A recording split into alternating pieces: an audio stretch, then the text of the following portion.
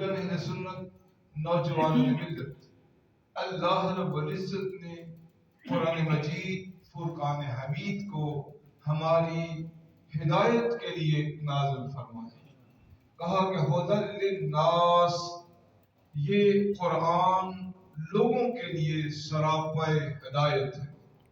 یعنی جو شخص قرآن کو پڑھے گا، قرآن کو سمجھے گا، محبت سے قرآن کو سیکھے گا تو قرآن سے تعلق اس کو ہدایت عطا فرما دے گا، سیدھی راہ عطا فرما دے گا، اللہ کی راہ دے گا، جنت کی راہ عطا کرے گا، انسانیت کی راہ اسے عطا کرے گا.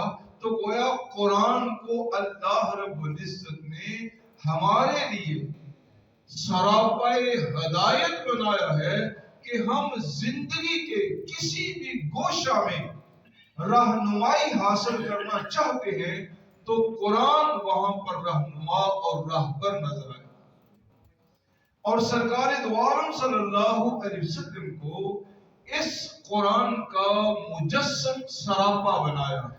یہ قرآن کی تفسیر سرکار دو عالم صلی اللہ علیہ وسلم کی سیرت و صورت میں میسر آتی ہے. یعنی قرآن فہمی کے لیے ضروری ہے کہ ہم سرکار دو عالم کی حدیث کو پڑھیں اور سرکار دو عالم صلی اللہ علیہ وسلم کی سیرت کو پڑھیں. تو اس طرح ہمیں اللہ کے نازل کردہ کلام اس قرآن کی سمجھ آئے گی کہ یہ قرآن کس طرح ہمارے لیے سراپائے ہدایت ہے. تو جب ہم اس سراپائے ہدایت کو سمجھیں گے تو اس وقت ہمیں ہدایت بھی نصیب ہوگی. بس افسوس کہ آج اس سے وہ تعلق نہیں رہا جو تعلق اس کے ساتھ ہونا چاہیے تھا.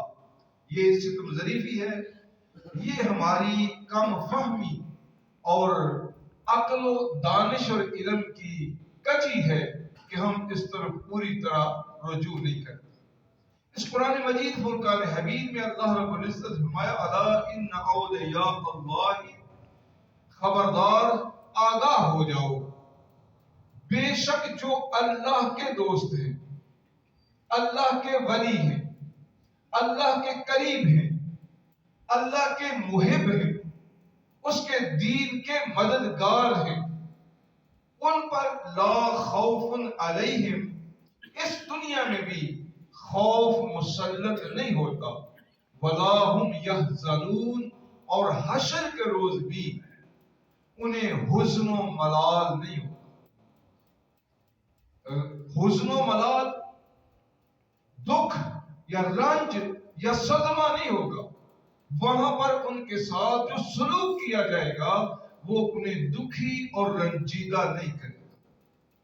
فرمایا ہیں کون وہ؟ الذین آمنوا وکانوا یتقون.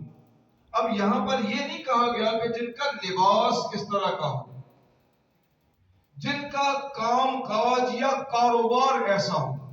مثلا اگر وہ ممبر پر بیٹھا ہے تو ولی ہے، مصلے میں بیٹھا ہے تو ولی ہے، مسجد میں بیٹھا ہے تو ولی ہے. یہ بات نہیں کی، بلکہ اس کے لیے ضروری نہیں کہ وہ کس کام کاج کو، وہ ایک راستے میں بیٹھ کر دوسروں کے جوتے گانچنے والا موچی بھی ہو سکتا ہے، وقت کا حاکم بھی ہو سکتا ہے. لیکن شرط کیا ہے؟ الذین آمنوا، پہلی شرط یہ ہے کہ وہ صاحب ایمان ہو، اس کا ایمان ہو، اس کا عقیدہ درست ہو، وہ اپنے ایمان کو سمجھتا اور جانتا ہو، ایمان کے بارے میں وہ علم رکھتا ہو کہ کس کس چیز کو ماننا اور کس کس چیز کو نہ ماننا یہ میرے لیے ضروری ہے. تو یہ ایمان ہے، کس کس چیز کو ماننا اور کس کو نہ ماننا یہ میرے لیے ضروری ہے. وہ اس فرق کو سمجھتا ہے، جنہیں ماننا ضروری انہیں مانتا ہے تو اس کو ایمان کہتے ہیں. پھر فرمایا وَقَالُوا يَتَّقُونَ. اب اس کی زندگی پھر تقوی تقوی میں گزری ہو، اس کی زندگی پھر تقوی میں گزری ہو، تو ایمان لانے کے بعد دوسرا معاملہ کیا ہے کہ اس کی زندگی میں تقوی و طہارت ہے۔ تو گویا ایمان لانا اور اعمال صالحہ کرنا، ایمان لانا اور اللہ کے فرائض کو پورا کرنا، اور جن چیزوں سے اللہ نے روکا ہے ان سے رک جانا۔ اور مختلف لوگوں نے پھر اس کی آگے اس آیت کے تحت تعریفیں کی ہیں، جن میں ایک تعریف یہ ہے عالم بالشریعہ ہو، شریعت کا عالم ہونا چاہیے، عارف باللہ ہو، اللہ کا عرفان اسے حاصل ہو، فرائض عبادات میں دوام ہو، یعنی فرائض کسی صورت میں نہ چھوڑے ہو، نوافل کی کثرت کرنے والا ہو، اور لوگ جو اس سے ملیں اس کے پاس بیٹھیں ان کے لیے خیر اور بھلائی کا باعث ہو، کسی کو نقصان پہنچانے کا ارادہ نہ کرے، اور یہ سارے کام اس کے للہیت پر مبنی ہو، یعنی ان میں خلوص ہو، اخلاص ہو، الحب للہ والبغض للہ، اس کی پسند اللہ کے لیے ہے اور اس کی ناپسندیدگی اللہ کے لیے ہے۔ جب اس مقام کو وہ حاصل کرتا ہے تو وہ اللہ رب العزت کے قرب کو حاصل کرتا ہے، اور جب اللہ کا قرب اسے نصیب ہوتا ہے تو وہ اللہ کا محبوب بندہ بنتا ہے۔ جب اللہ کا محبوب بندہ بنتا ہے پھر اللہ رب العزت کے انوار و تجلیات کا اس پر اس طرح نزول ہوتا ہے کہ وہ ان انوار و تجلیات کا جامع بن جاتا ہے، ان انوار و تجلیات کا مرکز و محور بن جاتا ہے، اور پھر ان انوار و تجلیات کی بنا پر وہ اللہ رب العزت کی صفات کا مظہر بنتا ہے، اور جب وہ اللہ کی صفات کا مظہر بنتا ہے تو پھر اس کے لیے اللہ کی طرف سے پیغام آتا ہے لَهُمُ الْبُشْرَى فِي الْحَيَاةِ الدُّنْيَا، ایسے لوگوں کے لیے خوشخبری ہے اس دنیاوی زندگی میں، وَفِي الْآخِرَةِ اور آخرت کی زندگی میں۔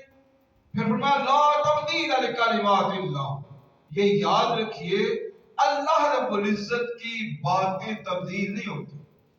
ہم تو بات سے پھر جاتے ہیں نا، ہم تو بات سے پھر جاتے ہیں، اللہ اپنی بات سے پھرتا نہیں، اس کی باتیں پختہ ہیں، اس کی باتیں یقینی ہیں۔ ذالک هو الفوز العظیم، اے قرآن کے مخاطبین یاد رکھو، یہاں پر جن لوگوں کی صفات کو بیان کیا گیا ہے اللہ کے ہاں یہ بہت بڑی کامیابی کے مالک ہیں۔ ذالک هو الفوز العظیم، یہ بہت بڑی کامیابی۔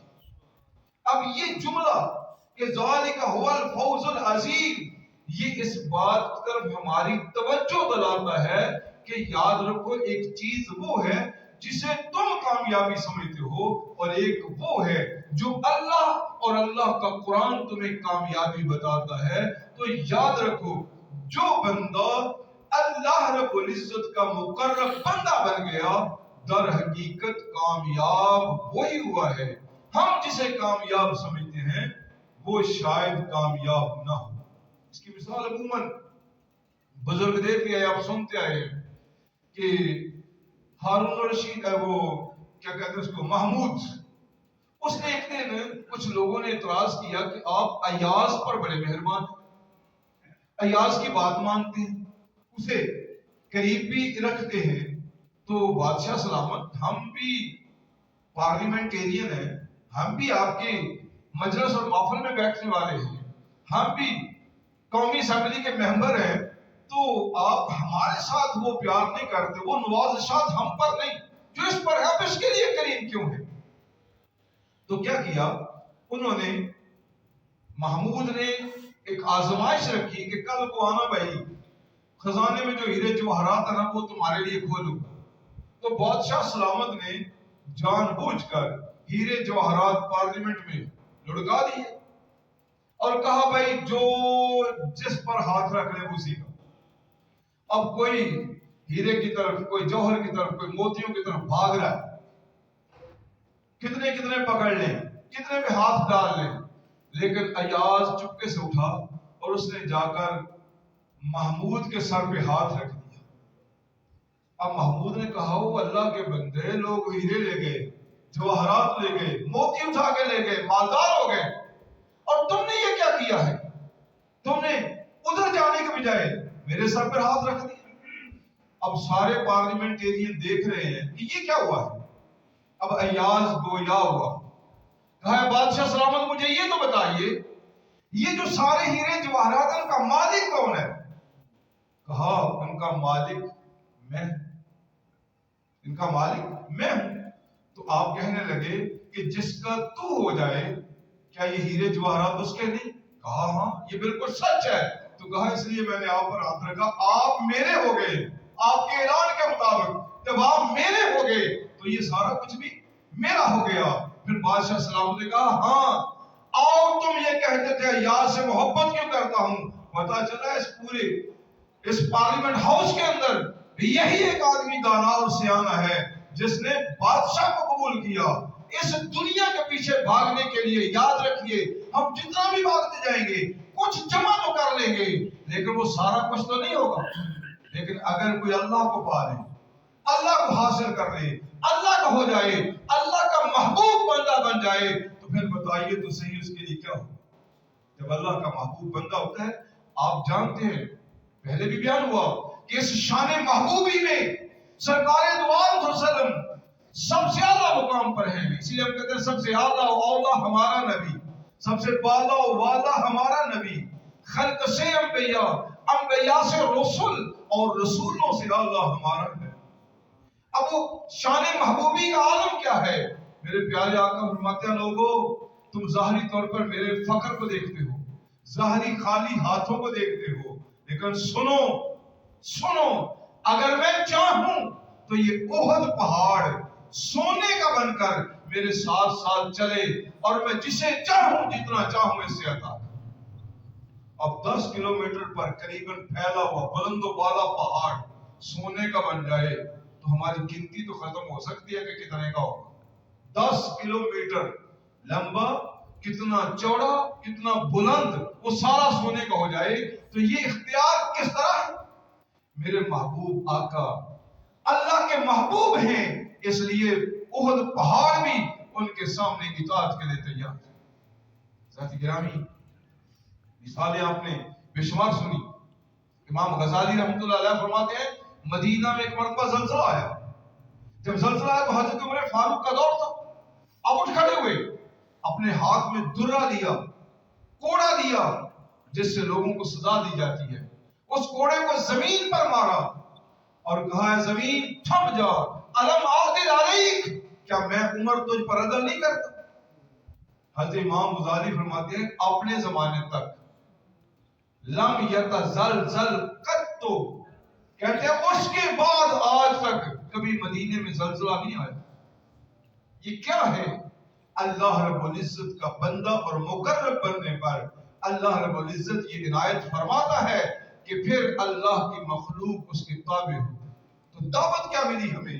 اے اللہ کے بندو اللہ کے بنو، اللہ کی بندگی میں آؤ، اللہ سے محبت کرو، اللہ سے پیار کرو، اللہ کا عرفان حاصل کرو، اللہ کو پانے کی، اللہ کو حاصل کرنے کی کوشش کرو۔ جب اس جستجو میں لگ جاؤ گے تو ساری دنیا تمہاری جستجو میں لگ جائے گی۔ لیکن معاملہ الٹ چکر کا ہے، آج ہم دنیا کو پانے میں لگے ہوئے ہیں، اللہ کو پانے کا فکر نہیں رہا۔ حضرت ابو ہریرہ رضی اللہ تعالیٰ عنہ راوی ہے، بخاری شریف کے الفاظ سے پیارے آقا صلی اللہ علیہ وسلم فرماتے ہیں ان اللہ قال، اللہ نے فرمایا من عاد لی ولیا فقد آذنته بالحرب.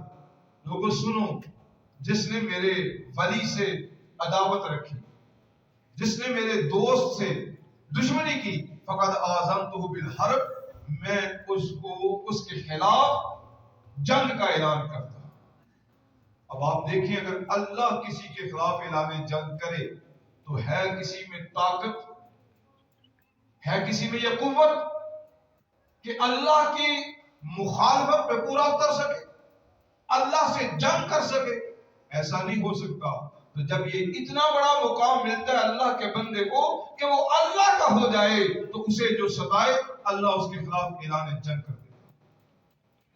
پھر فرمایا سنیے آگے ہوتا کس طرح یہ وما يتقرب الی عبدی بشیء احب الی مما افترضت علیہ.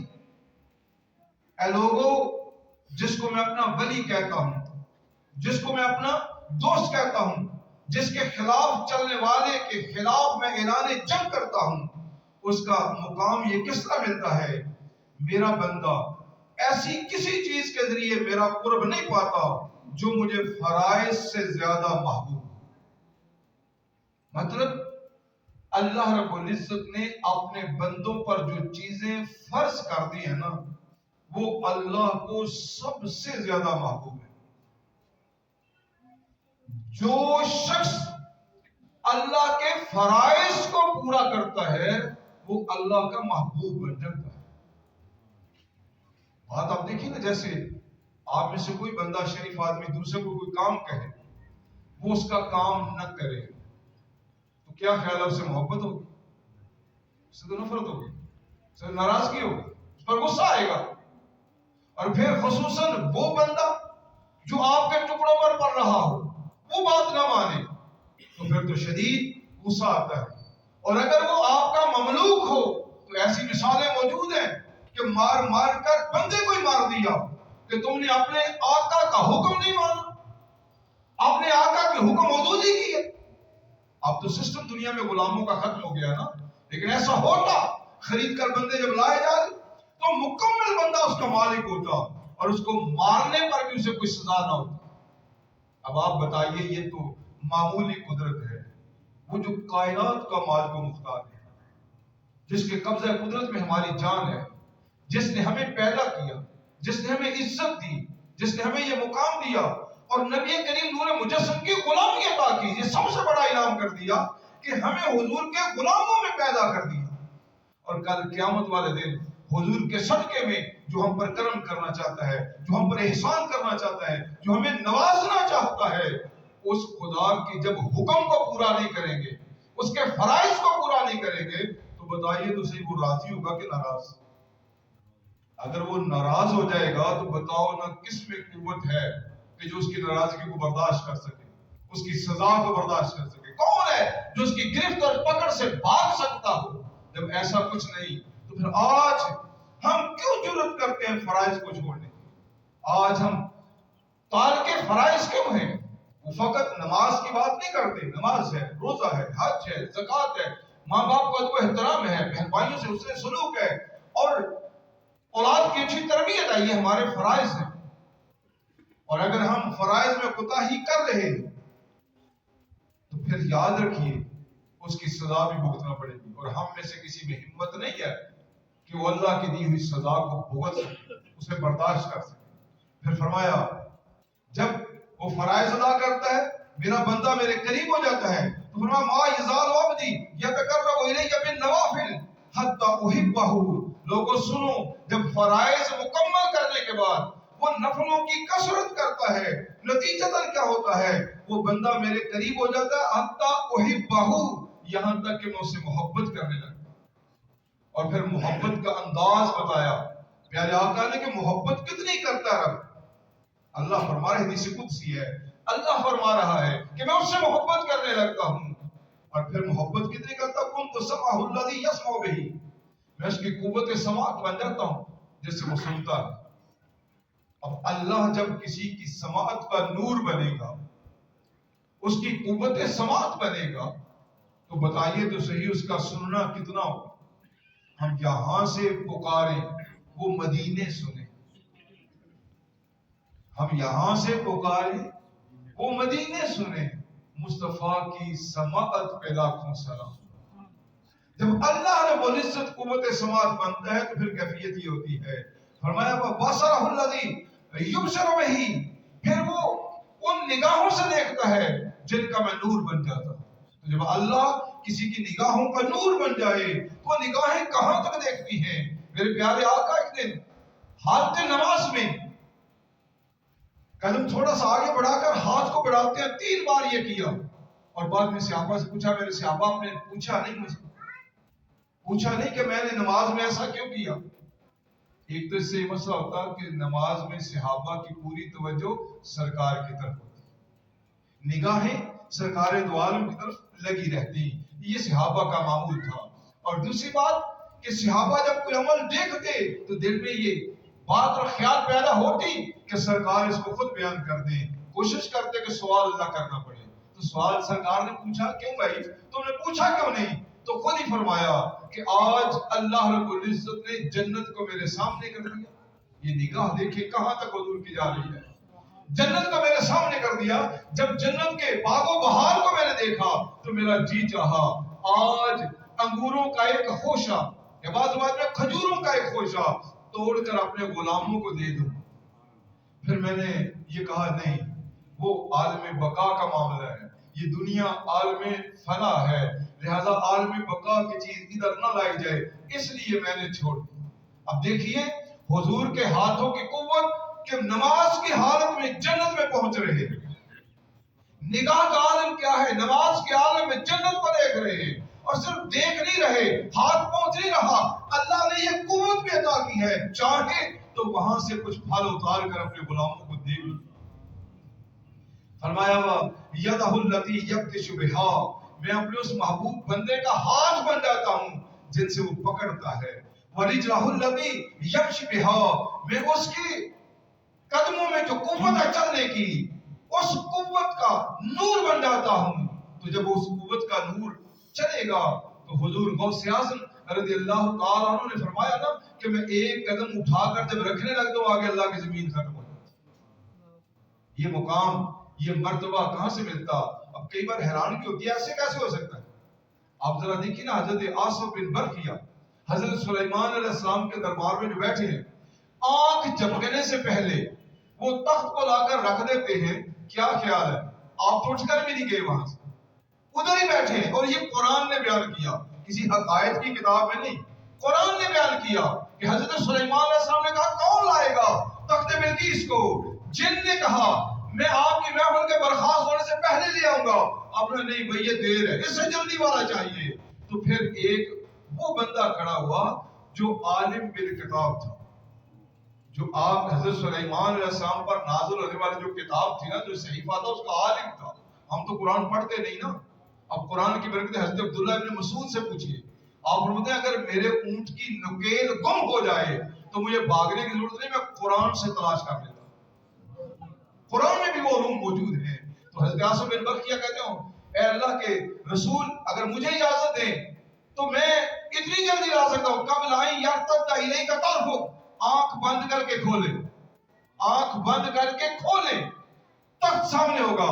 آپ نے اجازت دی تو قرآن کہتا ہے کہ جب آنکھ بند کر کے کھولی تو تخت بلقیس سامنے تھا۔ وہ کتنا لمبا چوڑا، گزوں میں 40 گز لمبا، 20 گز اونچا، جواہرات سے مرصع، اور 900 میل دور تھا۔ آنکھ جھپکنے سے پہلے اسے کیسے لے آئے؟ کیسے لے آئے؟ اب یہ اللہ والوں کا معاملہ ہوتا ہے کہ اللہ جب انہیں قوت دیتا ہے تو ان کا چلنا پھرنا کیسا ہوتا ہے۔ اور فرمایا وَإِن سَأَلَنِي لَأُعْطِيَنَّهُ، میرا بندہ اگر مجھ سے سوال کرے لَأُعْطِيَنَّهُ، میں اسے ضرور دے گا۔ اللہ کا محبوب جب اللہ کی بارگاہ میں ہاتھ اٹھاتا ہے نا تو ہم بھی ہاتھ اٹھاتے ہیں، لیکن محبوب بندوں کے ہاتھ اٹھانے کا معاملہ الگ ہوتا ہے، میں ضرور دیتا ہوں۔ اور پھر آگے کمال کی بات، پیارے آقا فرماتے ہیں اللہ رب العزت نے کیا فرمایا؟ اللہ رب العزت فرمایا ما ترددت عن شيء انا فاعله، لوگوں سنو مجھے کوئی کام کرتے ہوئے کبھی تردد نہیں ہوا۔ تردد کہتے ہیں کم کراں کہ نہ کراں، قدم آگے اٹھاتا ہے پھر پیچھے لیتا ہے، جاؤں نہ جاؤں، کروں نہ کروں، یہ بات بولوں یا نہ بولوں، تو یہ تردد کہتے ہیں۔ تو تردد، اللہ فرماتا ہے کسی کام کرنے میں مجھے کبھی تردد ہوا ہی نہیں۔ ہاں ایک وقت ہے جب تردد ہوتا ہے، ترددی عن نفس المؤمن، جب کسی مومن بندے کی جان کے نکلنے کا وقت ہوتا ہے، اللہ فرماتا ہے مجھے اس پر تردد ہوتا ہے۔ حدیث قدسی بخاری، حدیث قدسی ہے، الفاظ بخاری کے ہیں، دیگر کتب میں بھی ہے۔ فرمایا کہ مجھے اس وقت تردد ہوتا ہے، کیوں؟ یکرہ الموت وانا اکرہ مساعتہ، میرا بندہ موت کو ناپسند کرتا ہے، میرا بندہ موت کو ناپسند کرتا ہے، اور مجھے اس کی تکلیف پسند نہیں، مجھے اس کی تکلیف پسند نہیں۔ آپ سمجھتے ہیں کہ جب کوئی چیز ناپسند ہو تو بندے پر ناگواری کے اثار ہوتے ہیں، اس کے چہرے سے پتہ چل جاتا ہے یہ بندے کو یہ بات پسند نہیں آئی، یہ کام پسند نہیں آیا، یہ چیز پسند نہیں آئی۔ اللہ فرماتا ہے چونکہ موت میرے بندے کو پسند نہیں اور میرے بندے کو اذیت پہنچتی ہے اس وجہ سے، تو مجھے اس وقت تردد ہوتا ہے، کیونکہ مجھے اپنے اس دوست کی جو تکلیف ہے وہ مجھے پسند نہیں ہے۔ دوستو، ساتھیوں، بزرگوں، یاد رکھو اس حدیث کو جتنی بار پڑھیں آپ کو نئے نئے معانی ملیں گے کہ اس میں اللہ نے اپنے بندے سے پیار کی حد کو بیان کر دیا۔